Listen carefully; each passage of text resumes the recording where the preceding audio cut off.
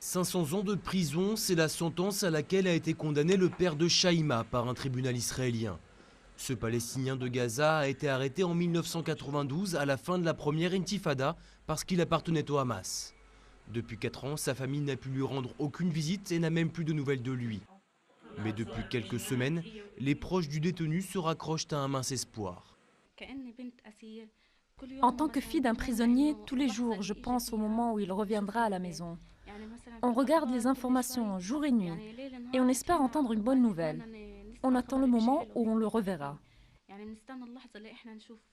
Le destin d'un millier de prisonniers palestiniens semble être suspendu au sort du soldat israélien Gilad Shalit, capturé par le Hamas il y a plus de 3 ans.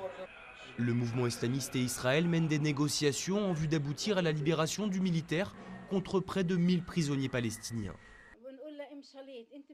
Je dis à la mère de Shalit, vous dites que vous souffrez depuis 3 ans, mais nous souffrons depuis 17 ou même 20 ans d'avoir nos fils en prison.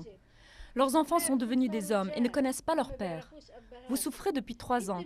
Que devrait-on dire après 17 ans? Nos fils nous manquent et nous n'avons pas de nouvelles d'eux. Tous les lundis, des dizaines de familles se réunissent au siège de la Croix-Rouge pour essayer d'obtenir des nouvelles de leurs proches ou des droits de visite dans les prisons israéliennes. Ces femmes gardent espoir mais sont sceptiques quant à l'imminence d'un accord. Nous espérons que l'échange aura lieu.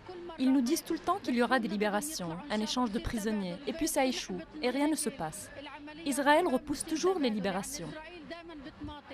Depuis 2 semaines, peu d'informations filtrent sur les négociations. Le Hamas refuse de communiquer sur le sujet. Si l'échange aboutit, ce serait un succès d'envergure pour le mouvement islamiste. Mais il resterait encore plus de 10 000 Palestiniens dans les prisons israéliennes.